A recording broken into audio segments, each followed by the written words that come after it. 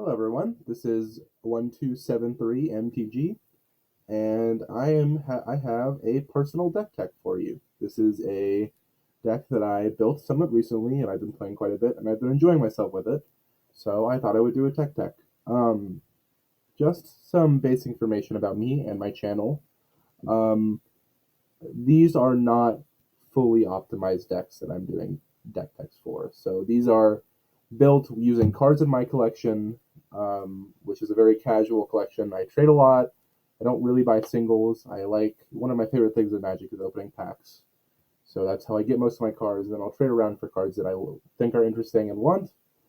Um, so this is a very casual build of Rigo. I'll talk about it later, but you can definitely power down this build, and you can also power up this build. I would say right now this is around a 7. It's a pretty good value deck that sometimes struggles to end games, which you'll see in a minute. Um, but onto the deck tech. So the commander, as I've talked about, is Rigo, Streetwise Mentor. He is 1 green-white hybrid, 1 white blue hybrid. He's a legendary creature, cat citizen. He enters with a shield counter, which reads, if Rigo was dealt damage or destroyed, he would instead remove the shield counter. This notably does not protect from sacrifice, exile, and negative, giving Rigo -2/-2, or however big he is. So shield counters will not protect from that, but it will protect from straight up removal and combat.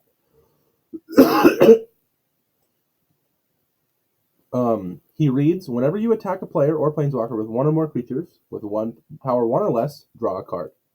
So the point of this deck is to have a bunch of small one power evasive creatures who can all swing at your opponents. So if you're in a 4-player pod, you can draw 3 cards per cycle through Rigo, which from what I found, is quite good. Also, you'll see later that this deck has other ways to draw cards through combat and also through going wide, which is another pretty hallmark style of this deck.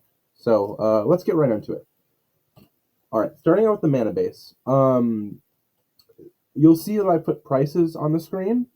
These are all TCG Direct prices. So these are prices through TCGPlayer that are all through the TCG Direct system, which allows you to order through TCG from different buyers, but all on one big order where you don't have to pay shipping. So I'll have a link in the description with the cart that has all the cards in it, and I'll also have a link to my Mox Field, which will have this deck list.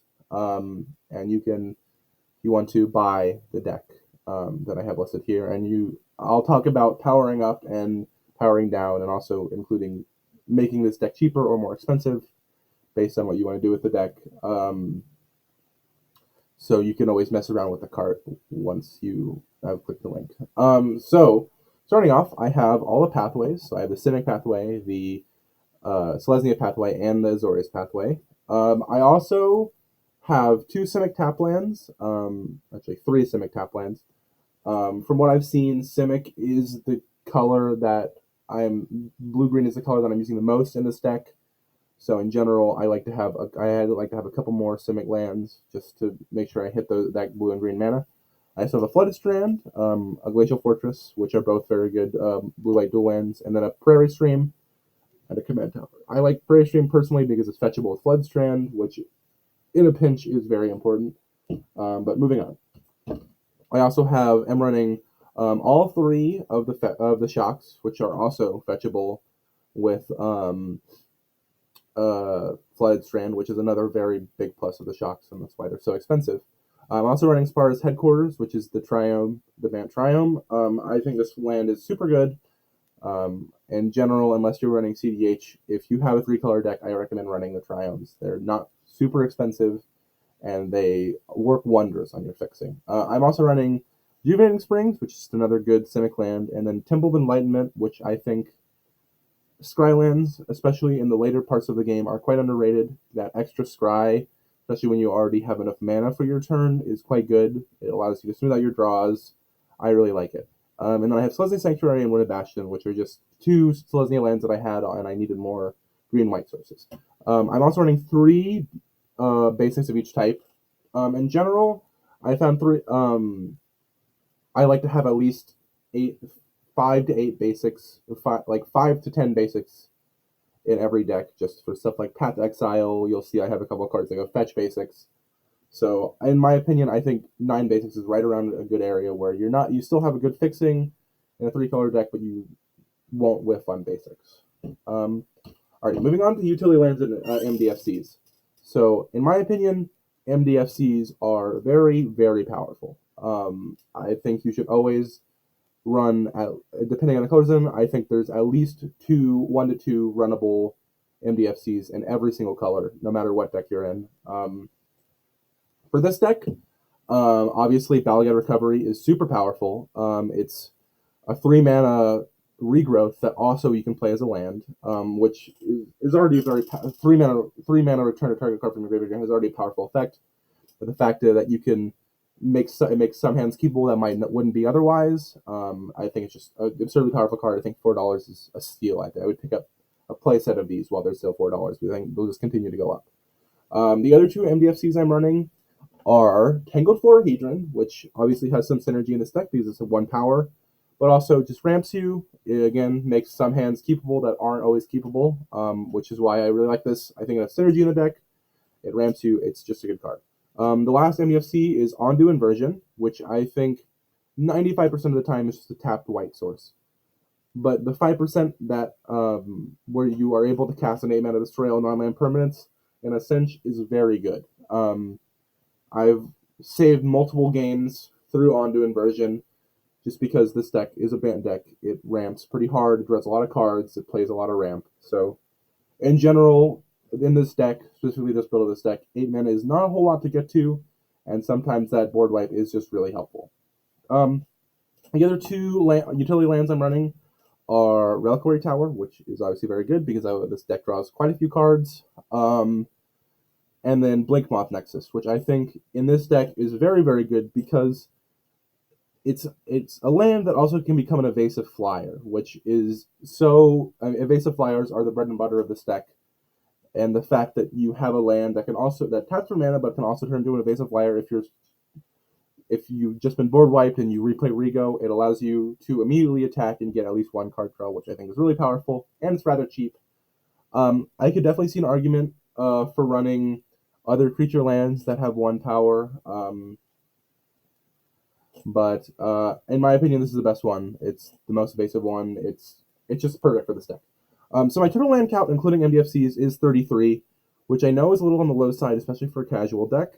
But I've never had issues hitting land drops in this deck. The Commander CMC is quite low. You'll see the deck CMC at the end is also quite low. In my opinion, 33 allows you to keep drawing gas while hitting land drops, and we're running quite a bit of ramp as well, because a lot of creatures will tap for mana, and we're also running quite a bit of colorless and creature and spell ramp, so in my opinion, 33, while it is a low number, I think it's the right amount for this deck. Alrighty, on to colorless ramp. So, obviously, we're running Solring Arcane Signet, the bread and butter of colorless ramp in Commander. But in my collection, I also had a Simic Signet available, I had a Selesnya Signet available, and a Talisman of Curiosity available, which are all good good fixing options. Any of the uncolored Talismans and Signets, I think, are perfect for this deck. It really doesn't matter what colors they are, as long as they're in the Bant colors. I think any Signet and any Talisman is worth putting in this deck. Felwar Stone is obviously another. Any 2-mana rock that produces colored mana is good. And Everflowing Chalice, which is just a way, especially during the end game, is a way to save a lot of mana. Say you have a turn where you don't really do anything, but you just pump a bunch of mana into Everflowing Chalice. It allows you to really accelerate your mana super fast if you're in the mid game and you need a place to put your mana. There's also definitely an argument for running Thought Vessel in this deck. I do have a copy, but I felt like this deck is pretty color intensive, and Reliquary Tower is good, but has not been super relevant all the time because a lot of the deck's CMC is quite low, which means you can pretty easily sculpt your hand to keep around 7 cards for the most part. So I haven't found the need for Thought Vessel, but it's definitely an option if you're looking to play a slower, more like controlling game. All right, on to Creature and Spell Ramp. So for Creature Ramp, we're running Priest of Titania and Eleanor Elves. Obviously, they both have 1 power, which is good in this deck because if you don't need the mana, they can be attackers. If someone doesn't have blockers, even if you Rigo does trigger on attack, not damage. So even if you want to say you're later in the game, you just want to sack your Llanowar Elves into a player, but get that 1 draw through Rigo, that's also an option. So I think any creature with 1 power is really, really good in this deck because of that. And obviously, Llanowar Elves is a staple of Commander, and Priest of Titania is also quite good. I definitely think Priest of Titania is not required, especially for the steep price that it is. $7 for a card that isn't really synergistic in this deck is a lot. I just happen to have one in my collection, but that can be replaced by Elvish Mystic, by Fyndhorn Elves. Any of the 1 mana elves that tap for 1 mana can replace Priest of Titania. Really, any one for 1 that taps and adds mana can be in the spot of Priest of Titania. So I just happen to have a Priest of Titania and I put it in the deck, but again, that is fully up to you. I have some Cardmetra's Acolyte, which can produce a lot of mana. In general, it happens the same thing. She can be an attacker if she needs to. She's a 1/4. But also, Cardmetra's Acolyte can just produce a lot of mana, which in general is good. So I think that card is really powerful. It's criminally cheap. 40 cents for that card is very good. If you're looking to power up the deck, Cardmetra's Acolyte does combo with some things, specifically Umbral Mantle, if you want to look for that. If you have more than 3 devotion, Cardmetra's Acolyte will combo with Umbral Mantle, but that's not what I was looking to do in this deck, so I did not put that in. But that is definitely an option. The other 2 creature ramps, although I don't really consider whether Wayfarer ramp, it's more of fixing. I still think the card is good. Obviously, it's a 1/1, which is great.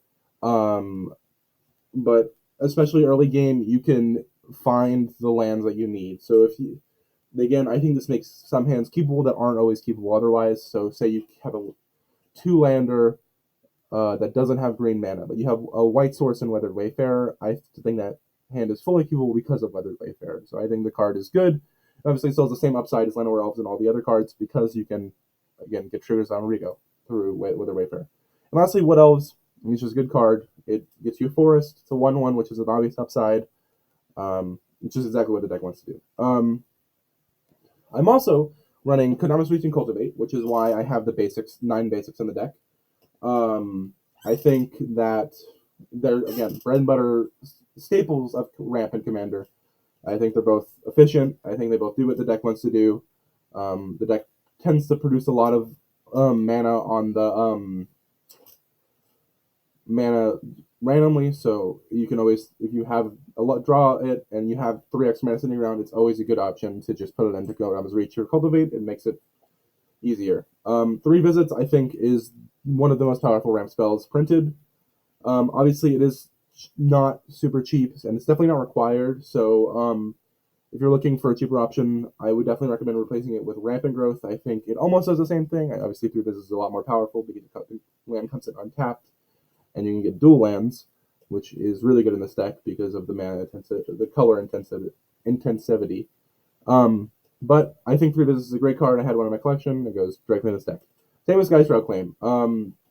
Another amazing card, really good for fixing because it gets dual lands. Looking for a cheaper option, there are plenty of 4 mana spells that go get 2 basic lands. Migration Path, Vastwood Surge, Explosive Vegetation, although I would not recommend playing Explosive Vegetation. There's been 4 or 5 different versions of that card with upside that are strictly better than Explosive Vegetation. I really think Migration Path is really good. It's a good alternative to Skyshroud Claim, but a Skyshroud Claim is definitely, in my opinion, the best 4 mana spell that goes 2 lands. Lastly, Carpet of Flowers. Definitely not a required card in this deck. I also, again, just happen to have one in my collection. It is a powerful card. It's, especially if you're against a mono blue or a blue red or a blue X, a 2-color blue deck, Carpet of Flowers will continually make you 4 to 5 mana a turn for 1 mana, which is just crazy. I do not think it's required for this deck at all. I think that you can replace it with Farseek, then you replace it with another mana elf. I think just about anything can replace Carpet of Flowers, and your deck will function fine. If you have a Carpet of Flowers, put it in the deck. It's an amazing card. Alright, on to some of our evasive creatures. And not all of these are creatures, like you can see Pegasus Stampede, but this makes evasive creatures, which I think still counts in this category. The first one is Hanged Executioner. I think it's a really underrated card. It's super cheap. It makes 2 evasive bodies, and in a pinch, it has somewhat expensive removal tacked onto it.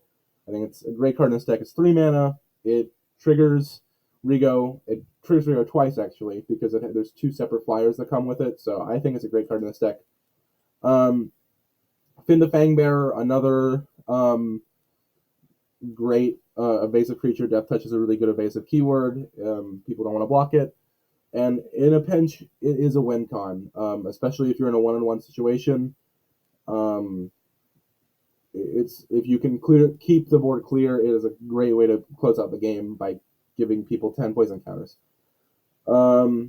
Suspicious Stowaway, in my opinion, a really underrated card. Again, it's only 20 cents, but I think that in decks like this, Rigo, another deck that would love this is Edric. Edric Turns, I think, loves this card.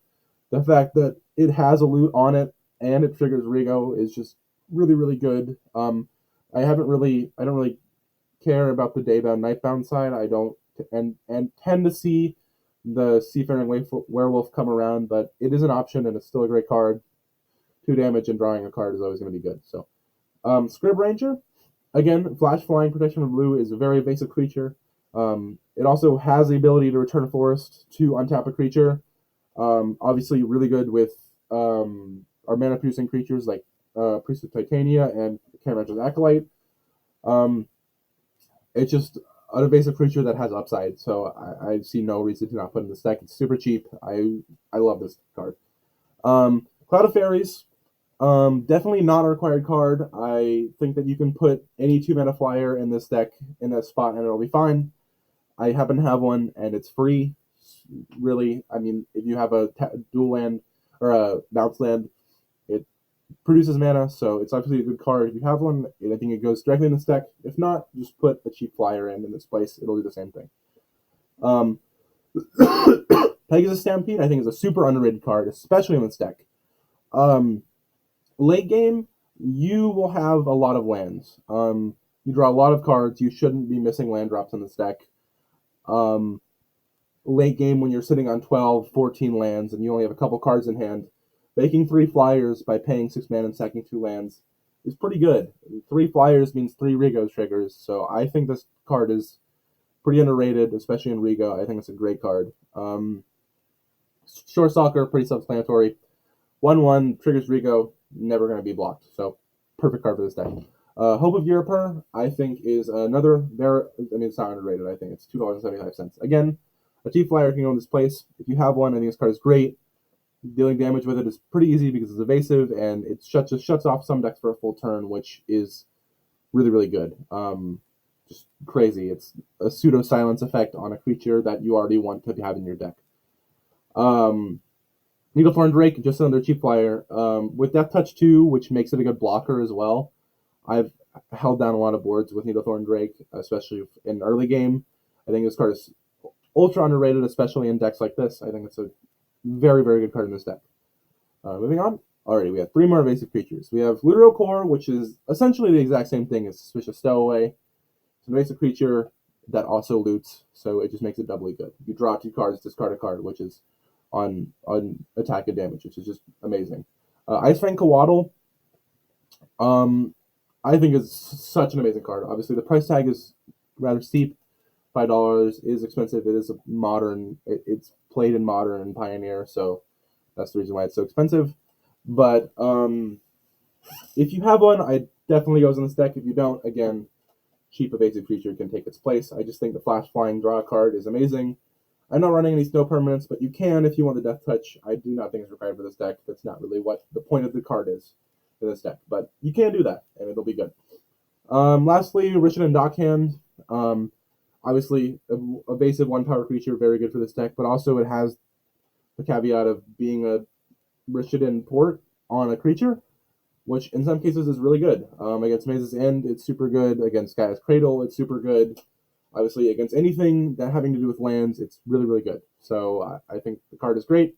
I think it's pretty underrated. It's great in these type of decks. Alrighty, moving on. I use some miscellaneous creatures that kind of fluff out our curve, provide some more value, just about everything in between. Lunarch Veteran, Prosperous Endkeeper, and Soul's Attendant all basically do the same thing. Soul's Attendant is definitely the best card out of the bunch, and they're also definitely not required.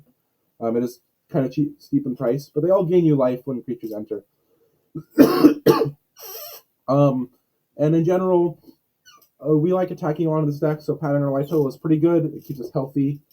We play a lot of creatures in this deck, obviously, so we're going to need a lot of triggers off of this. It just keeps us healthy, keeps us out of one-shot range, which I think is really good. And obviously, they're all 1/1s, and especially Limitless Phantom, that's a Lunar Veteran. It's an evasive 1/1 that still gains you life, so all super synergistic with the deck. Risen Reef, another crazy card in my opinion. Obviously, it's much better in an elemental deck because it triggers on every elemental entering. But even 3 mana 1/1 that draws a card on enter is good in this deck already. It's a 1/1, so again, it triggers Rigo, which is really good. Same thing with Coiling Oracle, does basically the same thing. Skew Swarm, another not required card, but crazy card. Makes a lot of 1/1s, which is really, really good in this deck, because if you're to the point where you're playing a land and making a crazy amount of 1/1s, you can just sacrifice the return, even if people have crazy boards, and draw 3 through Rigo, which is always going to be good. Ovia Pashari, obviously a 1/2, great, and it makes a 1/1, which is another amazing thing. But Ovia is, in my opinion, one of our win cons, especially in a locked board state. Ovia, her second ability will make very, very large constructs. Like, in general, late game, you should have 10 to 12 creatures on the board, and paying 5 mana to make a 12/12, especially in a locked board state in a more casual game, is really, really good. It can break parity. It can help you start getting in for attacks that are less dangerous. I think this card is amazing. I think it's one of our win cons in this deck. Times Navigator, again, I just happen to have one in my collection. It's a 1/1. Extra turns are always good. I don't even think this card is that good, though. I think an evasive 1/1, like any 1/1 that can't be blocked or has some sort of evasive keyword can replace this, and this card is definitely not required. Obviously, extra turns are quite good, though. Midnight Pathlighter, I think this card is very, very good. I think it's worth the price of $1.50. I think it's one of the key cards of this deck. Creatures you control can be blocked up by legendary creatures is a lot more relevant than you would think. Unless they're obviously people are playing legend decks, you would be surprised how few legendary creatures there are, and in general, how often they're up for blocking. In general, I've found that on average, one person will not have will have no legendary creatures to block, which is just a free Rigo trigger with Midnight Pathlighter. And the second, again, you venture into dungeon 3 times per turn if you have evasive creatures, which is rather good. On average, you'll complete dungeons every 2 turns, and if you're doing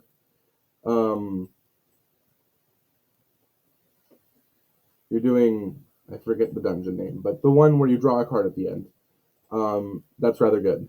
It's just extra value. You make a treasure, you scry, you draw a card. I think it's extra value that shouldn't be passed up. I think the card's cheap, and I think it's really good. Moving on to card draw. So this is other card draw that we have besides Rigo, which is obviously our main engine. Welcoming Vampire, amazing in this deck. It triggers off of basically every single one of our creatures. I think there's only one creature in the whole deck that it doesn't trigger off of. So I think it's an auto-include. I think $4.75 is criminally cheap for this card. Mono-white card draw is always going to be good, and I think this card is perfect in this deck. Shamanic Revelation and Camaraderie, they both do roughly the same thing. Draw a card for each creature you control. Again, great cards. You want to go wide in this deck.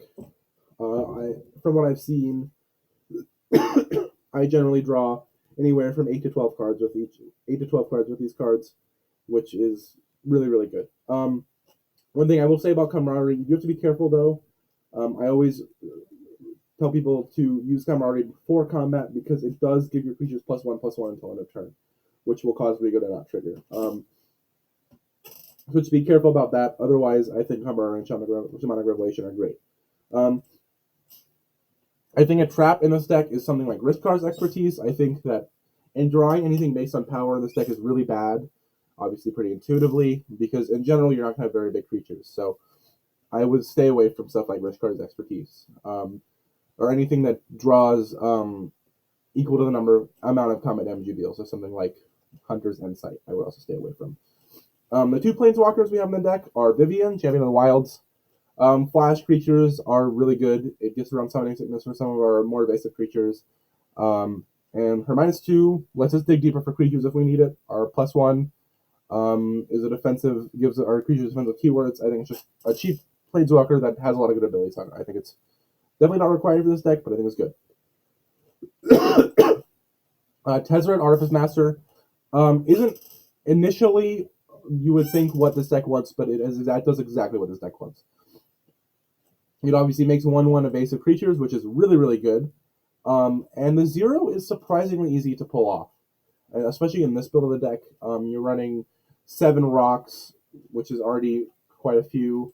It makes artifacts. There's other artifacts in the deck that just kind of automatically come along. From what I can tell from playing this deck, I would say probably 75% of the time, your 0 is online and you draw 2 cards, which zeroing it to draw 2 cards is really, really good. Beast Whisperer and Lifecrafter's Bestiary both do roughly the same thing. They both, when you cast a creature spell, you draw a card, or in Lifecrafter's Bestiary's case, you have to pay 1 to draw a card. Both are really good. There are auto-includes, in my opinion, in basically every green deck that's creature-based. Especially Beast Whisperer, I think. 450 is criminally underpriced for this card. I think this card is a staple of Commander. Toski and Reconnaissance Mission, both pretty intuitive. I think Toski is definitely worth the price in this deck. Because the fact that both Reconnaissance Mission and Toski trigger on combat damage. Attacking with 3 creatures, evasive creatures, drawing 3 cards through Rigo, and then also drawing 3 cards through Toski and or Reconnaissance Mission is amazing. 3 attacks for 6 cards is really, really, really good rate. Bident of Thassa also is another card that does the same thing and should definitely be in this deck. I just don't have a copy. But Bident of Thassa is also another card that can definitely go in this deck. Lastly, Esper Sentinel. It's a 1/1. It draws you cards. It's a really powerful card. An evasive 1/1 can go in place of this. I had one in my collection. It's not required at all for this deck. I think $24 is really expensive for this deck. Definitely not required. Okay, so moving on to creature protection. I think this is one of the most important parts of this deck because there are a couple of creatures that are really, really vital to stay around, specifically Rigo and stuff like Midnight Pathlighter and your basic creatures. So I think Selfless Savior and Guardian of Faith are some of the best cards in the deck. Obviously, Guardian of Faith isn't a one mana, 1 power creature, so it doesn't trigger anything through Rigo. I think it doesn't matter. 3 mana to essentially negate a board wipe is insane. It's so good. And it still triggers your creatures. It still does combat well. It's a wonderful card. I think it's one of the best cards in the deck. Selfless Savior, again, obviously very good. It's like Guardian of Faith, except for only 1 creature, but it's a 1/1, so it's perfect on this deck. Spore Frog, I think, is super underrated. I think it doesn't need to be pulled back over and over again to be a good card. Again, it's a 1 mana 1/1, good in this deck. But also, if you need to, you can get 3 draws off Rigo with only by sacrificing Spore Frog. So say it's your turn, it's a locked board state, you really want to draw cards, but there's not good attacks, you don't really have evasive creatures on board. You sacrifice Spore Frog, attack with your 3 1/1s that are an evasive, and you still get the draws from Rigo, and your 1/1s don't die, which I think is really good. And obviously, it can save you from Alpha Strikes. It's just a great card. Swiftfoot Boots, good protection, cheap, definitely goes in this deck. Haste is great, lets you get in your attacks earlier if you need to. Great card. Allosaurus Shepherd, I actually don't think goes in this deck. It is one of the cards I'm considering cutting. It's obviously 1/1 for 1, and it has a powerful effect. But you're not really, in this version of the deck, I'm not really running that many elves. So the activated ability doesn't really do anything, and This deck is around a 6 or a 7. The amount of counter magic on green spells is not going to be that high. Obviously, it's still a great card. And I also think it draws removal when maybe sometimes it shouldn't, which is a plus because it doesn't actually synergize super well with your deck. So people using removal on Allosaurus Shepherd instead of one of your synergy pieces is always great. But in general, I don't think you spend $30 on this card just to build this deck. I think any evasive 1/1 is much better than Allosaurus Shepherd.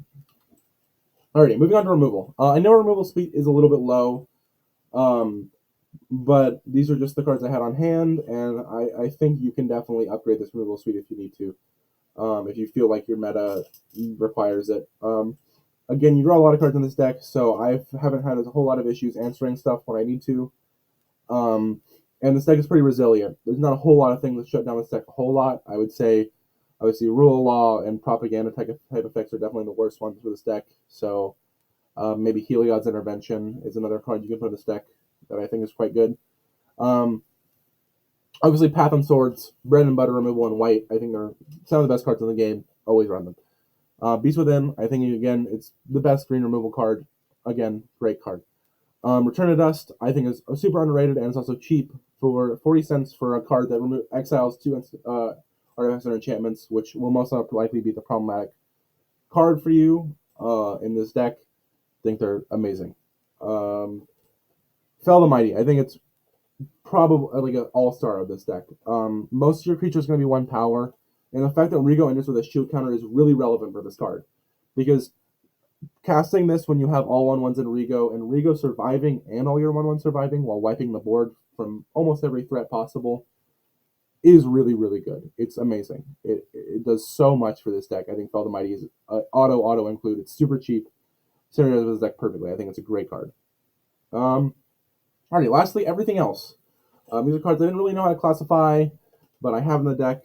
I think a lot of these are some of the more traditionally powerful cards in the deck. They just had them lying around.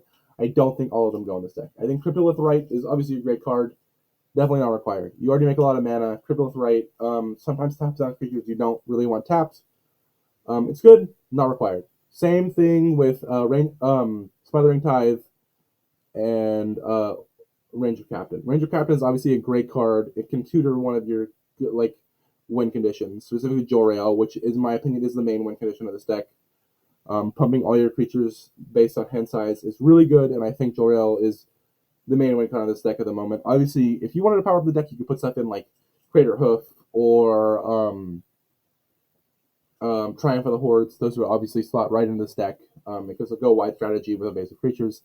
They would slot perfectly in this deck. I didn't have one lying around. I think it's probably a little bit too powerful in this deck. So Jor-El is my main win con, and I think she does a great job of it. I think protecting Jor-El and only playing her when you really need her is definitely good. And Ranger Captain obviously can tutor for Jor-El, which is amazing. But Smothering Tithe and Ranger Captain are definitely not required cards. They're good. They will do a lot of work, but if you don't have them lying around, I would not order them for this deck. I don't think it's required. Delvin's Veto, I think, is the best counter spell in these colors, obviously besides the free ones and Mana Drain. But in some cases, Delvin's Veto is better than that. I think it's the only counter spell with running in this deck, because everything otherwise should be protection on board. Just sometimes you need that out that can't be countered, and I think Delvin's Veto is perfect for that. Wargate, it can tutor out stuff like Reconnaissance Mission, or again your Jor-El. Wargate is a great card. I think it's relatively cheap, and I think it does a lot for this deck. Beguiler of Wills, it's kind of just a card I had lying around, and is really good in this deck because you have a lot of creatures. You can with this, I mean, it's going to draw removal almost immediately, but again, that's a plus side because it's just gravy on top. This card is definitely not a required card for this deck. I think it just draws removal. It obviously, if it taps, it does crazy things. Stealing creatures is always good. So I think Beguiler of Wills is a good card, and it's cheap, so I think it goes on this deck. And again, it's a 1/1. If you need the attack and draw, it's always there. Eldarmy's Call is the last card we're going to talk about. I think, again, great card. 2-mana creature tutor, really good. Worldly tutor will do the same thing. They're both rather expensive. They're definitely not required for this deck. They will make the deck more consistent, though. So if you have the budget, if you have them lying around, put them in the deck. If you don't, just put more basic creatures in the deck. They'll always do just as good stuff. Alrighty, lastly, deck stats. Sorry, this is a little bit barren, but these are the relevant stats that I thought I would include. So the total price for TCG Direct is $391.08. That will obviously fluctuate based on when you see this. So around $400 for the deck, and that can definitely be, I would say, cut by almost $200 pretty easily by taking out some of the more expensive mana-based cards, replacing them with cheaper cards, and then taking out some of the more powerful staples that are more expensive, um, and replacing them with just cheap evasive creatures. I think you could easily get this deck to $150 and it would still be just as powerful. The average mana value is 1.72, and this is why I think running only 33 lands is okay, because the mana value in this deck is so low. The highest CMC card in this deck is 5 or 6 with Camaraderie, actually. So it's 6. That is really low. And that's like our very top end. We only have 1/6 cost. Which is really good. It means that we're allowed to run low land count and not be punished from it for the most part. Obviously, no land hands sometimes happen. They always do. But I think that the fact that the mana value is so low makes this deck really resilient and really easy to have low land count and still be good, which allows you to draw more gas, put more gas in your deck, which is always a good thing. This was my first deck tech. Obviously, thank you for watching. It means the world to me. I put a lot of work into this video. So if you could leave a like and or subscribe, I will be trying to put out one of these a week. My schedule is a little bit tight currently, but going into the fall, I will be hoping to do one of these on each of my decks, which I have around 20 currently, and I'm always building new ones. So my goal is to put out one a week. Hopefully every Friday should be where I put them out. So thank you for watching, and yeah, like and subscribe. Thank you so much.